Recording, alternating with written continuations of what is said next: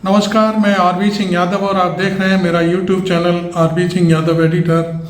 अभी देर रात एक बहुत बड़ी खबर सामने आई है। हालांकि इस खबर का क्या असर होगा क्या नहीं होगा ये हम नहीं जानते, लेकिन खबर बहुत गजब है।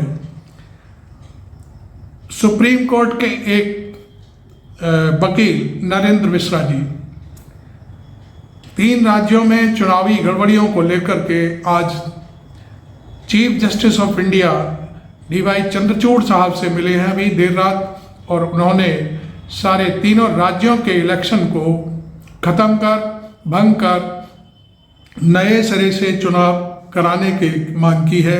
उन्होंने 15,000 के आसपास ऐसी शिकायतें चीफ जस्टिस ऑफ इंडिया को दिखाई हैं जिसमें चुनाव आयोग ने उन पर कोई भी संज्ञान नहीं लिया है और चुनावों की घोषणा मतगणना की जैसे ही रिजल्ट आए हैं उनकी घोषणा कर दी गई है।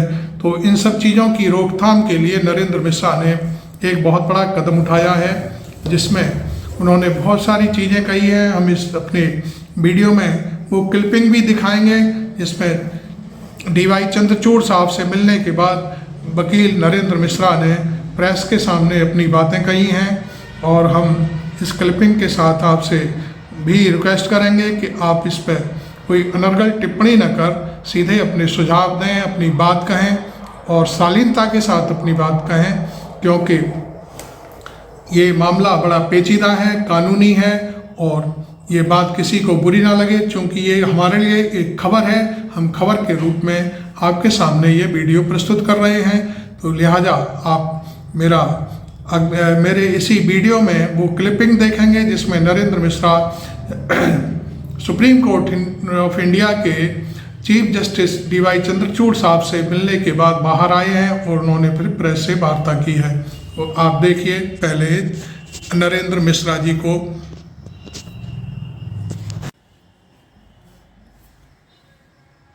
और मुझे उम्मीद है कि कल सीजीआई जो है इस मैटर को लिस्ट करेंगे और कल इलेक्शन कमीशन को नोटिस की जाएगी, या तो फिर वो डायरेक्शन करेंगे कि आपने इन चीज़ों को क्यों सुधार नहीं किया, नहीं सुधार किया तो क्यों नहीं किया है, तो कहीं ना कहीं आपके ऊपर ही सारी चीज़ों की पेनल्टी बनाई जाए। ये मध्य प्रदेश ईवीएम की गड़बड़ी 15,000 शिकायतें पड़ी हैं। इलेक्शन कमीशन को नोटिस होगी, सीजीआई कल इस मैटर को यदि लिस्ट करते हैं तो कल मैटर में नोटिस होगी और इलेक्शन कमीशन से ये चीज़ों का जवाब दिया जाए, मांगा जाएगा। और एक बड़ा डिसीजन लिया जा सकता है कि चुनाव आयोग को इलेक्शन कमीशन को नोटिस तक भेजा जाए और फिर चुनाव दोबारा कराने की मांग उठे, तो सुप्रीम कोर्ट में हो। एमपी इलेक्शन कमीशन शिवपुरी का जो स्ट्रांग रूम से जो ईवीएम थी वो बाहर पाई गई है, कब्रिस्तान में पहुंची थी। जितने न्यूज थी जनसत्ता की, इंडिया टुडेज की, पत्रिका की, दैनिक जागरण की है, और चुनाव सही प्रॉपर तरीके से नहीं हुआ है। अब तो मैंने सीजीआई से रिक्वेस्ट किया है कि यदि इसमें आपको लग रहा है तो आप कल जो है तो इमीडिएट इसको लिस्टिंग करके आप नोटिस करें। इसके लिए हमने रिक्वेस्ट कर लिया है और पढ़ने के बाद हम तत्काल इसमें कुछ न कुछ डिसीजन लेंगे। इलेक्शन कमीशन के पोर्टल पर पेंडिंग पड़ी हुई थी, उसका इलेक्शन कमीशन ने कोई संज्ञान नहीं लिया अभी तक। तो हमारा पूरा इलेक्शन का काउंटिंग का डेट था उसको कैसे डिसाइड कर दिया। नमस्कार, मैं हूं देव इसमें, आप देख रहे हैं लोकतंत्र टीवी। बड़ी खबर इस वक्त की, देखिए मध्य प्रदेश, राजस्थान, छत्तीसगढ़ जाने के बाद अब कांग्रेस पार्टी के कार्यकर्ता यानी कि लीगल सेल के जो मेंबर हैं advocate Narendra Mishra ji, supreme court के जो एडवोकेट है, उन्होंने डीवाई चंद्रचूड़ यानी कि सीजेआई के पास, उन्होंने चीफ जस्टिस ऑफ इंडिया के पास एप्लीकेशन सबमिट करा है कि ये जो चुनाव हुआ है 3 राज्यों में, फिलहाल आपको बता दें कि मध्य प्रदेश और राजस्थान, छत्तीसगढ़, ये पूरी तरीके से रद्द होना चाहिए और फिर से चुनाव होना चाहिए। इसी पर बहस करने के लिए, इसी पर जो है एप्लीकेशन लिखकर डीवाई यानी कि चीफ जस्टिस ऑफ इंडिया के पास ये एप्लीकेशन देने गए थे। अब इतनी रात में बड़ा बदलाव, बड़ी खबर। अभी दिल्ली में क्या देख रहे हैं मिश्रा जी? डीवाई चंद्रचूड़ के पास आप गए, मुलाकात हुई, क्या हुई जरा बताइए। मैंने एप्लीकेशन को सबमिट कर दिया है। एप्लीकेशन भी दिखाइए प्लीज। आप देख रहे हैं मेरा YouTube channel RB Singh Yadav सारे ग्राउंड्स के साथ में एडिटर, नई दिल्ली से लोकतंत्र टीवी ये सीधा लाइव ये क्लिपिंग दिखा रहा है कि कांग्रेस पार्टी सुप्रीम कोर्ट पहुंच गई है राजस्थान और 15,000 मध्य प्रदेश छत्तीसगढ़ की हार के बाद के पोर्टल पर पेंडिंग पड़ी हुई थी, उसका इलेक्शन कमीशन ने कोई संज्ञान नहीं लिया अभी तक।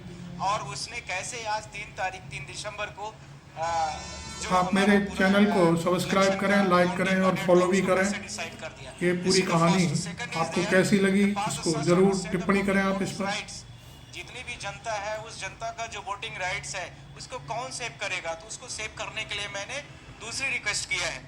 इसका मतलब ये हो गया कि मैंने ऑनरेबल जस्टिस से यह भी रिक्वेस्ट किया है कि जो अभी तक जिसको रिपोर्ट कार्ड नहीं मिला है, कौन जीता है कौन हारा है, उसको तत्काल स्टे कर दिया जाए और उसको न तो जीता हुआ साबित किया जाए और न ही हारा साबित किया जाए, तब तक जब तक कि इलेक्शन कमीशन के पोर्टल में जितने 15,000 से और बहुत सारे एप्लीकेशन पेंडिंग नहीं डिसाइड हो जाते हैं तब तक, क्योंकि इन्होंने किसी की भी रिस्पॉन्सिबिलिटी डिसाइड नहीं की who is the responsible for this matter. आपने इस बात पर डिस्कस करा कि फिर से नए सिरे से चुनाव होना चाहिए? यस, इसके लिए भी मेरी रिक्वेस्ट क्या है। बात हुई थोड़ा दर्शकों? मैं यही कहना चाहता हूं कि एप्लीकेशन के माध्यम से मैंने ऑनरेबल्स को रिक्वेस्ट कर दिया है कि या तो दोबारा चुनाव कराया जाए, क्योंकि यहाँ पर 15,000 से जो हमारे एप्लीकेशंस कंप्लेंट्स और वो उस समय के हैं जब चुनाव चल रहा था, यानी अक्टूबर पूरे महीने में और नवंबर पूरे महीने के हैं।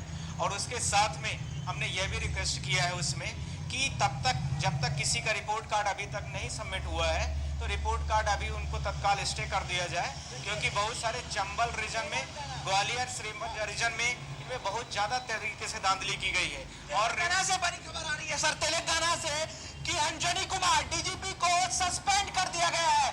आपको बताएं कि तेलंगाना में कांग्रेस की सरकार बन गई है और ऐसे मौके पर वो अध्यक्ष से मिले थे, वहां के कांग्रेस के अध्यक्ष डीजीपी अमित कुमार, अंजनी कुमार को सस्पेंड कर दिया गया। सर कैसे देख रहे हैं? This is the violations of the sections of the police sections department, which is not recognized by the Home Ministers and PMO office. First, second is there कि they already winning as a Congress party in the Telangana state. BJP wanted here कि entire state made by and win by the BJP parties. The Congress party cannot be able to hear the any winning parties and any winning in the state. तो ये मान लिया जाए कि ये लड़ाई अभी खत्म नहीं हुई है? नहीं, अब कहाँ से, अब तो मैंने सीजीआई से रिक्वेस्ट किया है कि यदि इसमें आपको लग रहा है तो आप कल जो है तो इमीडिएट इसको लिस्टिंग करके आप नोटिस करें, इसके लिए हमने रिक्वेस्ट कर लिया है। और उन्होंने बोला है कि हम इस पूरे मैटर को पढ़ रहे हैं और पढ़ने के बाद हम तत्काल इसमें कुछ न कुछ डिसीजन लेंगे। हर घंटे खबर बदल रही है। आपको बताएं कि जब मध्य प्रदेश, राजस्थान भारतीय जनता पार्टी जीत रही थी, शुरुआती रुझान में आपने देखा कि कांग्रेस की बढ़त थी, लेकिन अब जब भारतीय जनता पार्टी वहां मैंडेट की सरकार बनाने जा रही है, ऐसे वक्त में डी.वाई. चंद्रचूड़ साहब से, यानी कि चीफ जस्टिस ऑफ इंडिया से, सुप्रीम कोर्ट के जो सीजेआई है उनसे मिलकर आप आए हैं। कई सारे पॉइंट पर आपने बहस किया। मुख्य क्या वजह है कि आप जो चुनाव हुए हैं वो रद्द होंगे, क्योंकि 15,000 ईवीएम की गड़बड़ी का मामला है, फिर से नए सिरे से चुनाव? देखिए, जितने न्यूज थी जनसत्ता की, इंडिया टुडेज की, पत्रिका की, दैनिक जागरण की और भी जो रीजनल से स्टेट्स के बहुत सारे सोशल मीडिया एक्टिविस्ट रहे, सोशल मीडियाज की न्यूज़ रही है, उन सब के माध्यम से ये पूरे भारत देश में मैसेज गया है कि टेम्परिंग की गई है और चुनाव सही प्रॉपर तरीके से नहीं हुआ है। उसमें इलेक्शन कमीशन जो ट्रिब्यूनल अथॉरिटीज़ है उसके पास पूरे राइट्स होते हैं, पूरे पावर होते हैं, पर उसने पूरे उस पावर को चेक नहीं किया है और उसने एक तरफा निर्णय लेने की पूरी कोशिश किया है। वैसे ही समझिए कि जैसे किसी कोर्ट में कहीं पर मैटर पेंडिंग हो और वो कोर्ट जो है तो डिसाइड कर दे कि आपको कन्विक्शन है, आपने ऐसे कैसे डिसाइड कर लिया? तो आप इसमें सुप्रीम कोर्ट में इस बात पर लेकर देखिए, नरेंद्र मिश्रा जी, मैं आपको फिर से एक बात पुनः दर्शकों बता दूं कि Narendra Mishra ji advocate, supreme court के एडवोकेट हैं, सीनियर एडवोकेट, अभी डी.वाई. चंद्रचूड़ साहब से मिलकर आ रहे हैं, चीफ जस्टिस ऑफ इंडिया से। उन्होंने ज्ञापन दिया, मिश्रा जी एक बार ज्ञापन दिखा दीजिए कि स्क्रीन पे है जो से जो इन चीजों को लेकर के जो हमारी प्रेयर्स रही हैं उनको लेकर के मैं आपको एक बार और भी कर देता हूं। और जो हमारे नेक्सस रहे हैं, ये पहला जैसे रहा कि मध्य प्रदेश में मध्य प्रदेश ईवीएम की गड़बड़ी 15,000 शिकायतें पड़ी हैं, तो ये पेंडिंग था। नेक्सर हमारा एक P1 था। इसके साथ में इलेक्शन कमीशन एमपी की इस विधानसभा सीट पर होगी मतदान की गड़बड़ी के मामले सामने आए, ये जनसत्ता की रिपोर्ट है 20 नवंबर की आई। फिर इसी के साथ में एमपी इलेक्शन कमीशन शिवपुरी का जो स्ट्रांग रूम से जो ईवीएम थी वो बाहर पाई गई है, कब्रिस्तान में पहुंची थी। इसी के साथ में और बहुत सारे थे मामले को कांग्रेस करेगी उच्च स्तरीय जांच की।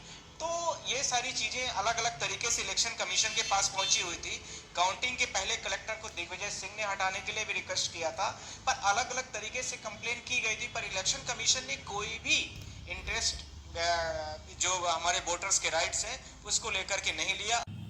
आपको ये मेरा वीडियो कैसा लगा, आप इस पर ज़रूर टिप्पणी करें और बताएं, अपनी राय ज़रूर दें।